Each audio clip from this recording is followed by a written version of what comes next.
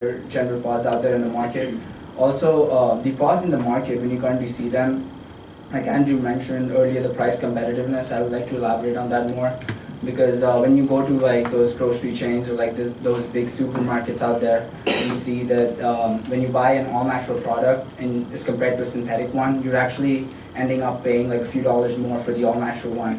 And that's only because the cost of production for those and setting it up for consumer use and going through all the testing costs more money for an all-natural product. But the pods that the film that we are focusing on, as compared to PVA, if you see the proportionality of the price as compared to our ingredients, it actually is pretty comparable to a PVA film, and I think it's equal or pretty much a few cents lower. So it's an added advantage to the consumer out there that gives them the ability to switch to an all-natural product and not paying that extra buck or not giving a whole lot out of their pockets to do so.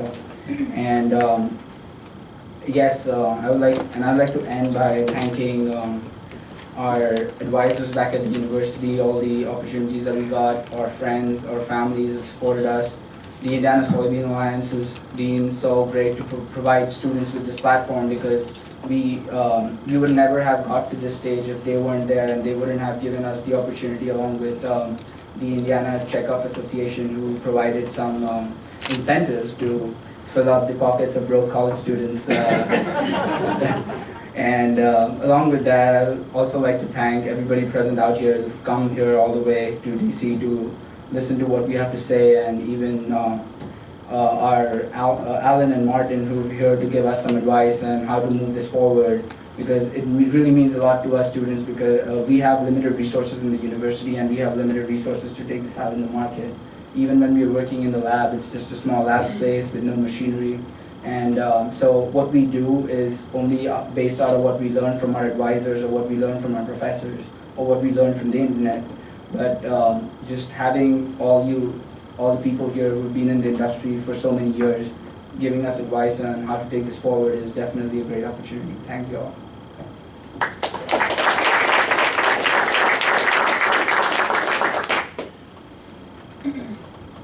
Thank you.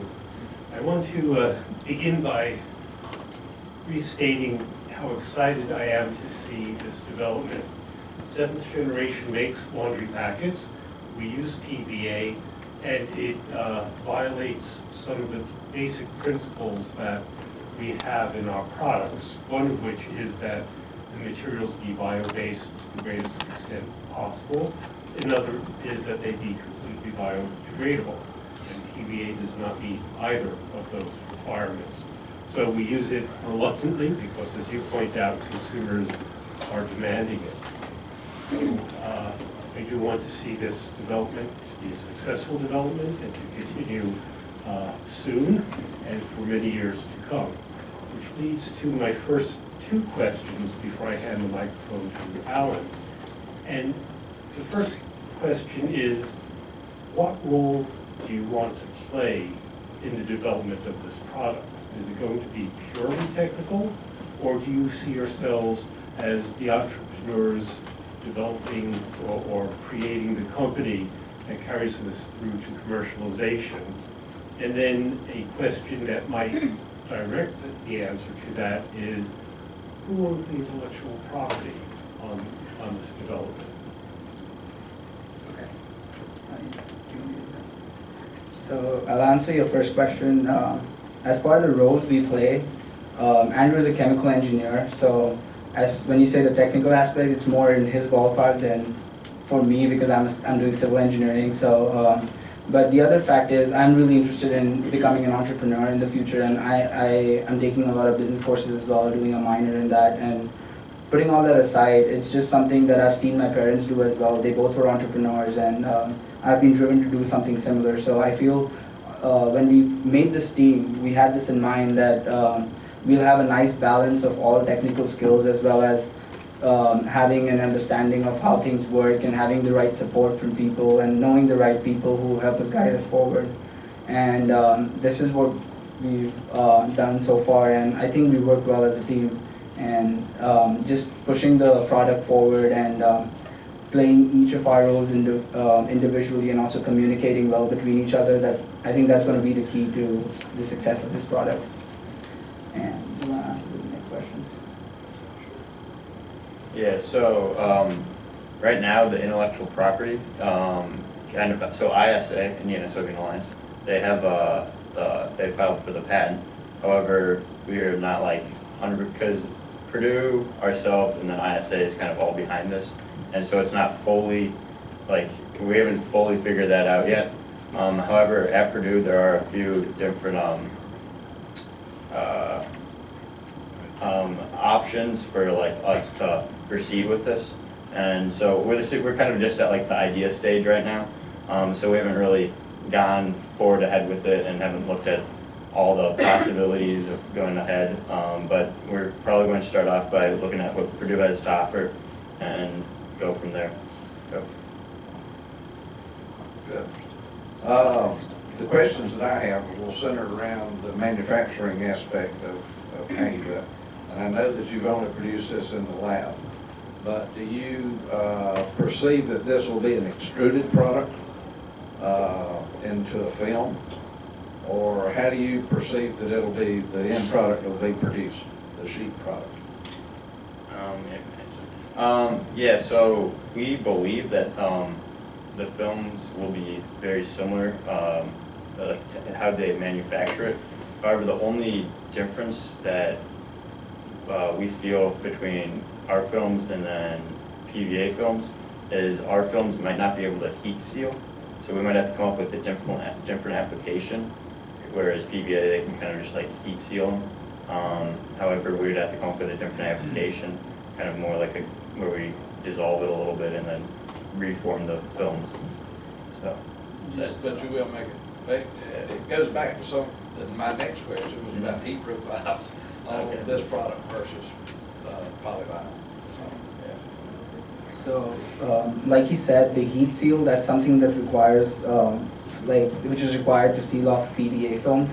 What we ended up this might not be the ultimate solution, but what we did for our prototype was we used the foam solution itself to seal the two films off, because when you apply foam solution between the two films and it dries off, it kind of connects the two films together in a way.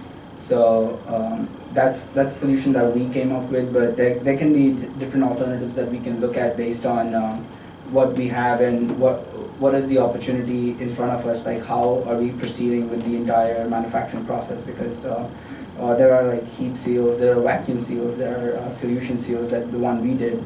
So as for the technical aspect of it, there still needs to be a lot of testing done, because what we have is conceptual and it's unique, but it's still in the prototype phase. So taking it into the production phase would require a bit more testing on our part, along with some help from ISA or Purdue or you guys, or just how the time and the opportunities come forward.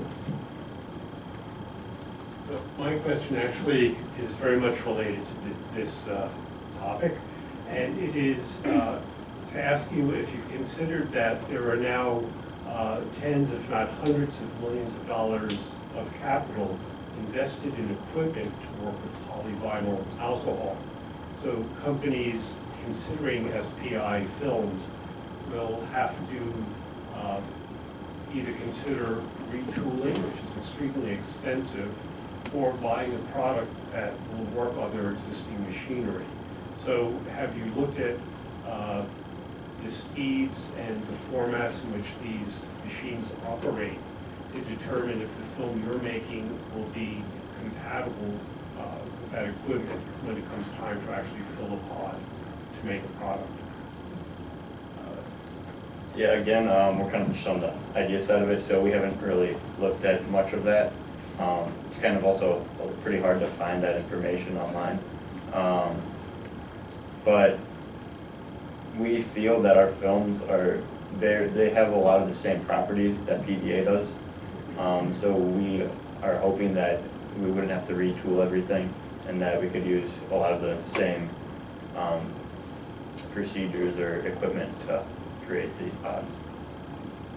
I'd like to add on to that. So for the retooling part of it, when it comes to just making the film itself, I feel the machinery already that exists will be sufficient enough, because the process of laying out the solution and then setting it to dry under like machinery is pretty much the same, excepting I think the only place where we need to look up or even research further is the sealing properties, because like I said before, the complications with PVA as compared to SPI, and the way the SPI films will be sealed as compared to the way the PVA films are sealed right now.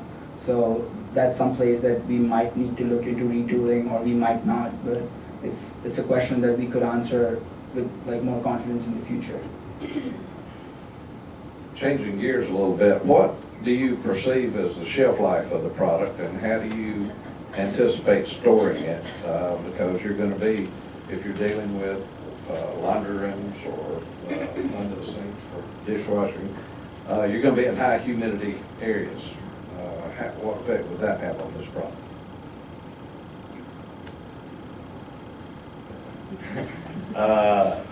We're easier. Yeah. we're again not exactly sure. We have had the prototype that we have outside has been around.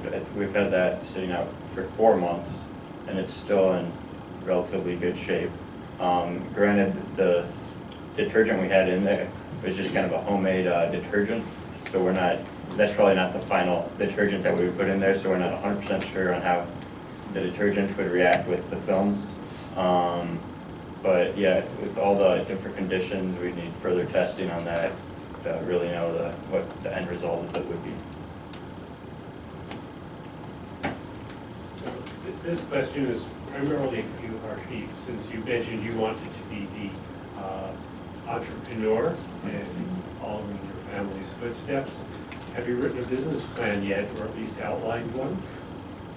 So I have not written like a business plan per se, but during the stage of this research, we did have to do a market research and write a business paper on the product that we are trying to bring out to the market as well. So I did a lot of extensive research, and I've written like a fairly long document on it, but it wouldn't be, I would say, in the format of a proper business plan, because I never had experience to do that before, and I've never done it before. So I did what I researched online and how to write a business paper, how to provide like the aspects that affect a business plan with respect to the product. Like there are so many things that come into play. There's the economics of it, the government policies that implement the product, the testing, the approvals that go behind the product. So it's not just making the product and thinking that it will be out in the market. It takes time to build that and actually commercialize the product. So I've done some research, but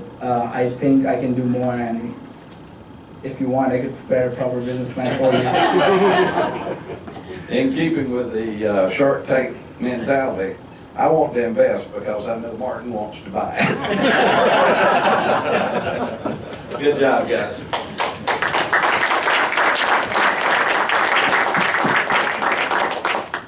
Great. Well, with that, our future for the bioeconomy is in good hands. So the next transition is a more deep dive conversation that's going to be led by Sue Ann Pickerling, who's also a consultant to the United Soybean Board. So I'm going to turn it over to Sue Ann. We've got Marie and Dr. Ryan and Charles to come up.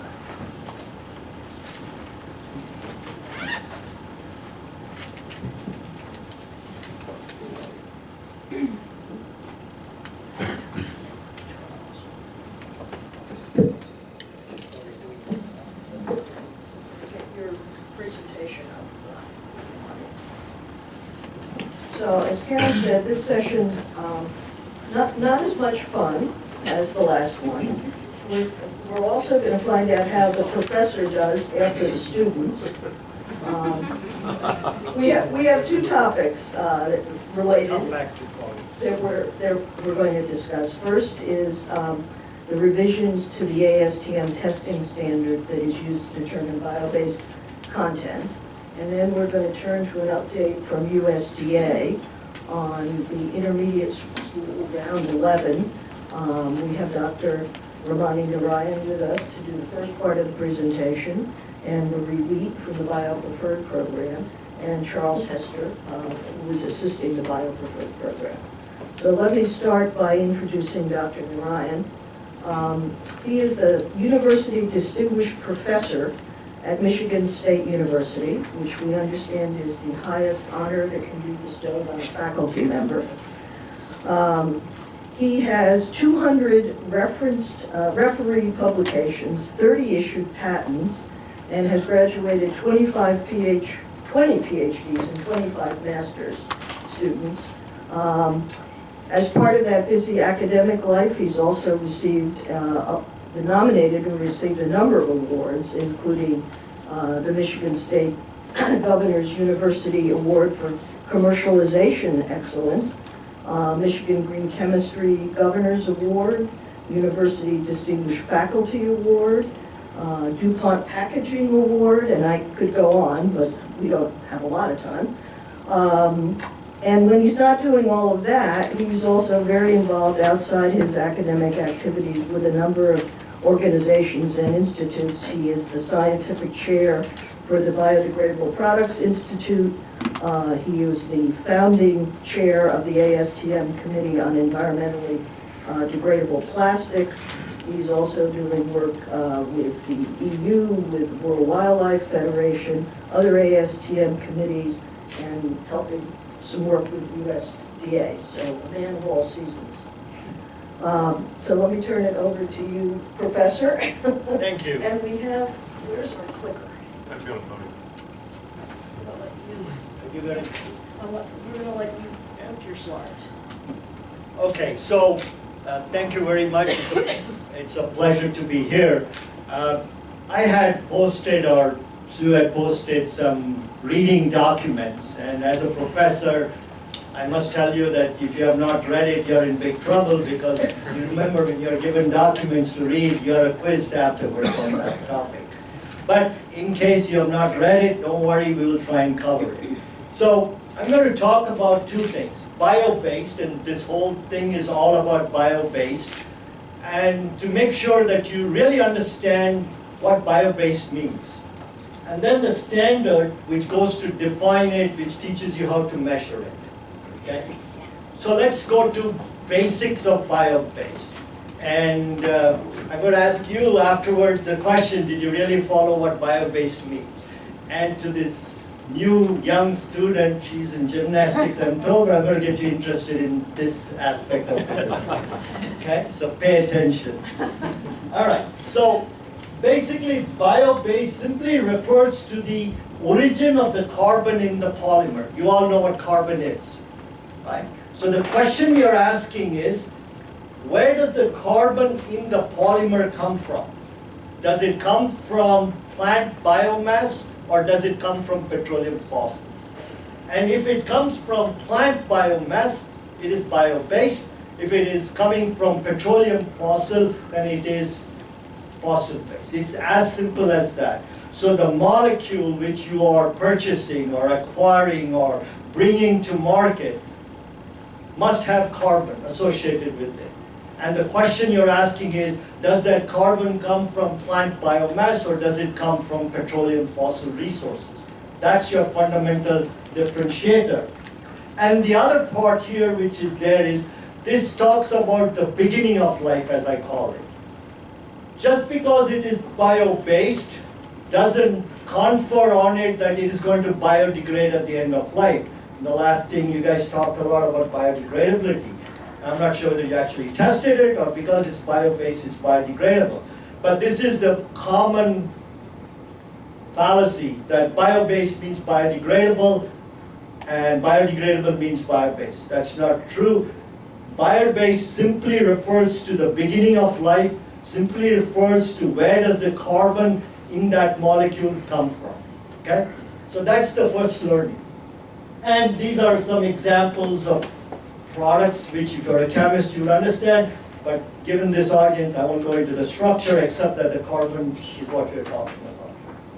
So I'm going to go back to my little, I don't know which grade are you in? 4th grade, 5th grade? 7th grade. Did they teach you biology, photosynthesis yet? No. Yes, very good. So I'm going to take you down to the 7th grade level and explain to you what biobased is, right? Because she called it. So what do we have? We have carbon in the atmosphere as CO2. Plants fix that carbon and grow. They use free sunlight energy, and this process is called photosynthesis, right? So plants fix carbon, and we form our crops, biomass, forestry, residues. I call this new carbon. This is carbon taken from the atmosphere and fixed into the plants. The time frame for this sequestration or fixation is 1 year if you're talking about an agricultural crop which is planted every year. 10 years or 15 years or 20 years if you're talking wood plantations, forestry, and other kinds of crops, okay? I can make products out of it, and this concept of making products from plant biomass, where the carbon is originating from that plant residue, is bio-based products. And now you can immediately see the value proposition. If I make a product using plant biomass, it is equivalent to fixing or removing CO2 present in the environment and embodying it back into my product in a time scale which is 1 to 10 years, which is what we are asking for. How do you remove CO2 and put it somewhere where it can last for a long time? And therefore, this is what we're talking about bio-based products. So, a take-home message for you. When you make a bio-based product, you are removing CO2 from the environment and incorporating it into a polymer using the natural biosynthesis, photosynthesis process, and this concept is in harmony with natural biological carbon cycle, right? This is what we study. So it's in harmony with that. So what's wrong with the fossil? We'll come to that in a minute, but fossil resources are also part of the same carbon cycle, right? Except that it has taken millions of years for it to form. And today, we make products from this. So what is the difference between why bio-based has got a better value attribute than fossil-based? Very simple, right? Petrofossil resources, although formed over millions of years, cannot be credited with any CO2 removal, because that's happened millions and millions of years ago. So if I make a product from plant biomass, I am removing CO2 in today's time scales and removing it from the environment. And if I make the same product from petrofossil resources, then I am not going to be able to do that. I can't take that credit. That's a simple value proposition for bio-based products, okay? Now, I have a definition put up here which says bio-based contains organic carbon. I will come to that in a minute because of time scale. So let's go back to it. So what is bio-based? It must contain organic carbon. That means this is carbon which is present in a molecule as a part of a chain. That's all you need to know for the time, right? And that carbon must come from plants and biomass, and very important, which has been living in a natural environment in equilibrium with CO2 in the atmosphere. I'll tell you the reason why this becomes very important. You can make product directly from CO2 as well. You can take a smokestack, chimney, CO2 gas, and fix it directly into product. That will not fit the definition of bio-based. Bio-based, by definition and by this ASTM method, which we are going to talk about, originates from the fact that it comes from plants which are in equilibrium with CO2 into the atmosphere, and then that plants is then converted into products. That's your narrow. That doesn't mean other things are not good. That doesn't mean that other things which are more environmentally better, beneficial, This is environmentally responsible because it removes CO2, and this is what we term bio-based. It's part of agriculture. And that's why it fits in so very nicely with the USDA Bio-Preferred program, because that's what this whole concept captures. So what is ASTM D6866? Well, if I gave you this product and said, well, did this carbon come from plants or it came from petroleum? How do you find out? And if you cannot find out, then we have a mess. And everybody is going to claim my product is bio-based. He's going to say, no, mine is. And we could have an argument forever and ever after that. And that's where ASTM 6866 comes from. So what is the basis of ASTM 6866? Is as follows. And I will give it to you. It's very simple. Carbon in the atmosphere is present in 3 isotopes. Carbon-12, which is stable, carbon-13, which is stable, and carbon-14, which is radioactive. Okay? The ratio of carbon-12, carbon-13, carbon-14 is fixed in the atmosphere. And the ratio is of C14 to C12 is 10 raised to minus 12. Imagine how many zeros with a decimal in front of it. 10 raised to minus 12. In other words, there is one C14 atom for 1 trillion, that's 9 zeros, right? Carbon atoms, and we are able to accurately measure and quantify that at an accuracy of plus or minus 3%. That's the beauty of analytical chemistry which has been done there.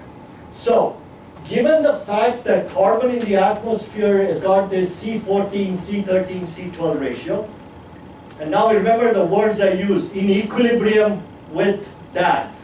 All plants have the same C14, C13, C12 ratio. So you have the same C14, C13, C12 ratio. Or if you go back and check your tissue and say, I want to measure the ratio, you'll get the same ratio. Or you pick any plant, you'll get the same ratio. Okay? So, bio-based carbons, so the product which contains this bio-based carbon will have the same C14 radioactivity as was present in the plants, as was present in the environment. Do you follow that logic? Right? So, if I can, it is almost providing a tracer and showing you that the carbon, if this has radioactive C14 with it, then it must have come from plants. If it has 0 radioactive carbon, it has not come from plants. Right? How do we know that? And the beauty is that the half-life, that means time for it to go from 100 to 50% radioactivity, is 5,730 years after the plant dies, after the products you see. So when you're living, you have the same radioactivity, C14, C12 ratio as in plants, as in the atmosphere, including yourself. Okay? When you die, not mentioning that at all for you, but when the plants die, and you make a product, that C14 ratio will now start to decay, because it's no more living. That's why the word living in a natural environment becomes very critical. So that product will have radioactivity. But fossil fuels are formed over millions of years. So it will have no radioactivity. So very simple way to differentiate between bio-based carbon and petrofossil carbon. So that's what we use to differentiate it. So if I can measure the amount of 14C in my product relative to 13C or 12C, I can tell you how much bio-based carbons are there and how much petro-based carbons are there. That is a very simple essence of this concept of ASTM 6866. I'll give you 2 more slides and stop there. What you see here is a decay. So radioactivity, if you go back and look it up, decays as a function of time. So if you look at the number 50% decay, that's about 5,730 years. But look at the table.